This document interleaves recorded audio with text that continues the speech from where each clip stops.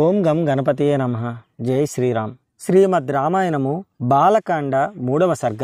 భక్తిలోకం వీక్షకులందరూ మన ఛానల్ని ఇంతవరకు సబ్స్క్రైబ్ చేసుకోకపోతే వెంటనే సబ్స్క్రైబ్ చేసుకోండి. అలాగే పక్కనే ఉన్న గంట సింబల్ని క్లిక్ చేయండి. వీడియోను పూర్తిగా చూసే ప్రయత్నం చేయండి.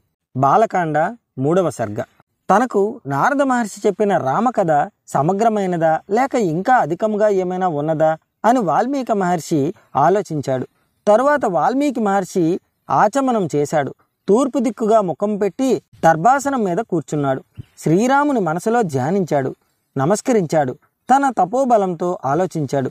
దశరథుడు, శ్రీరాముడు, సీత, లక్ష్మణుడు ఏమేమి చేశారో, ఏమేమి మనసులో అనుకున్నారో, ఆలోచించారో, రాముడు సీత ఏకాంతంగా ఉన్నప్పుడు ఏమేమి చేశారో, ఏమేమి మాట్లాడుకున్నారో, ఎలా నవ్వుకున్నారో, ఏ ఏ దారుల వెంట నడిచారో, ఎక్కడెక్కడ నివసించారో, రాముడు సీత లక్ష్మణుడు ముగ్గురు అడవుల్లో ఎక్కడెక్కడ తిరిగారో, ఎక్కడెక్కడ నివసించారో ఆ విషయములనన్నింటినీ అమూలాగ్రంగా యథాతథంగా తన యోగ దృష్టితో చూచాడు వాల్మీకి. అన్ని విషయములను స్పష్టంగా తెలుసుకున్నాడు. మహాతపస్వి అయిన వాల్మీకి రామచరిత్ర అంతా చేతిలో ఉసిరికాయ మాదిరి స్పష్టంగా కనబడింది. ఆ ప్రకారంగా మహాతపస్వి అయిన వాల్మీకి రామచరిత్రను దర్శించిన తరువాత తాను చూచినది చూచినట్టు 4 పురుషార్థములు అయిన ధర్మార్థ కామ మోక్షములలో ధర్మము ఎక్కువ ప్రకాశించేటట్టు మిగిలిన పురుషార్థములు కూడా కూడి ఉండేటట్టు నారదుడు చెప్పిన విషయములు అన్నీ పొందుపరచి అందరికీ వినడానికి మనోహరంగా ఉండేటట్టు రఘువంశ చరిత్ర అయిన రామాయణ మహాకావ్యమును రచించాడు. ఆ రామాయణ మహాకావ్యంలో రాముని జననము, ఆయన ధర్మనిరతి, పరాక్రమము, ఓర్పు గుణము, రాముని సౌందర్యము, సత్యశీలత అన్నీ మధురంగా వర్ణించాడు వాల్మీకి.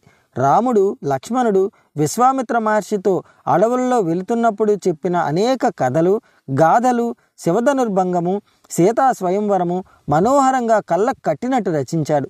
తరువాత పరశురామునితో రాముని వాగ్వాదము, రాముని యువరాజ్య పట్టాభిషేక సన్నాహములు, కైకేయి వరములు కోరడం, రాముడు వనములకు పోవడం, దశరథుని నిర్యాణము, రాముడు అడవులకు పోతుంటే అయోధ్య ప్రజలు దుఃఖించడం, రాముడు వారిని ఓదార్చి పంపించేయడం, గంగానదిని దాటడం, గుహునితో రాముడు మాట్లాడడం, తన సారథి అయిన సుమంతుని రథము తీసుకుని వెనుకకు మరలమనడం, సీతారామ లక్ష్మణులు భరద్వాజ ఆశ్రమం చేరుకోవడం, ఆయన ఆదేశానుసారం చిత్రకూట వనమునకు వెళ్ళడం, చిత్రకూటములో పర్ణశాల నిర్మించుకొని ఉండటం, ఇంతలో భరతుడు వచ్చి రాముని తిరిగి రాజ్యం స్వీకరించమని ప్రార్థించడం, రాముడు నిరాకరించడం, రాముడు తన తండ్రి మరణ వార్త విని దుఃఖించడం, తండ్రికి అంత్యక్రియలు జరిపించడం, తన పాదుకలను భరతునికి ఇవ్వడం, భరతుడు రాముని పాదుకలను తీసుకొని వెళ్ళి నంది గ్రామంలో నివసించడం, అక్కడే రామ పాదుకలకు పట్టాభిషేకం చేసి రాముని బదులు తాను రాజ్యపాలన సాగించడం, తరువాత సీతా లక్ష్మణులు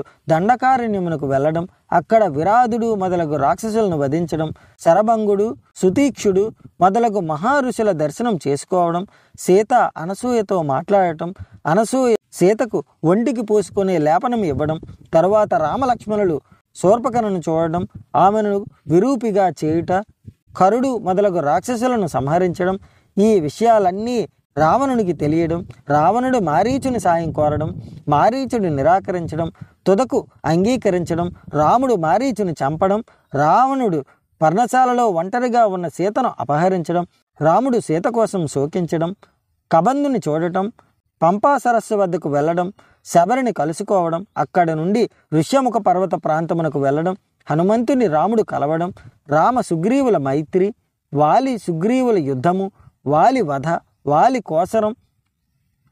వాలి కోసం తార విలపించడం, రాముడు సుగ్రీవునకు కిష్కిందా రాజ్యం ఇవ్వడం, సీతను వెతకడానికి సాయం చేస్తానని సుగ్రీవుడు అంగీకరించడం, కానీ సుగ్రీవుడు మాట తప్పడంతో రామునికి కోపం రావడం, అది తెలిసి సుగ్రీవుడు వానరులకు నలుదిక్కులకు సీతను వెతకడానికి పంపడం, సుగ్రీవుడు భారతదేశమున గురించి వానరులకు వర్ణించడం, రాముడు హనుమంతునికి తన ఆనవాలుగా ఉంగరం ఇవ్వడం, హనుమంతుడు సాగరమును లంఘించడం, మధ్యలో మైనాకుని చూడటం, సింహికను చంపడం, లంకానగరము దగ్గర ఉన్న పర్వతమును చూడటం, రాత్రి అందు హనుమంతుడు లంకానగరం ప్రవేశించడం, సీతను వెతుకుతూ పుష్పక విమానంలో ప్రవేశించడం, రావణుని అంతఃపుర దర్శనం, తర్వాత హనుమంతుడు అశోకవనంలో ఉన్న సీతను చూడటం, ఆమెకు ఆనవాలుగా రాముడు ఇచ్చిన ఉంగరం ఇవ్వడం, సీతను రాక్షస స్త్రీలు భయపెట్టడం, త్రిజటకు వచ్చిన స్వప్న వృత్తాంతము, హనుమంతుడు రాక్షస స్త్రీలను భయపెట్టడం, అశోకవనమును నాశనం చేయడం, ఇంద్రజిత్తుకు పట్టుబడడం,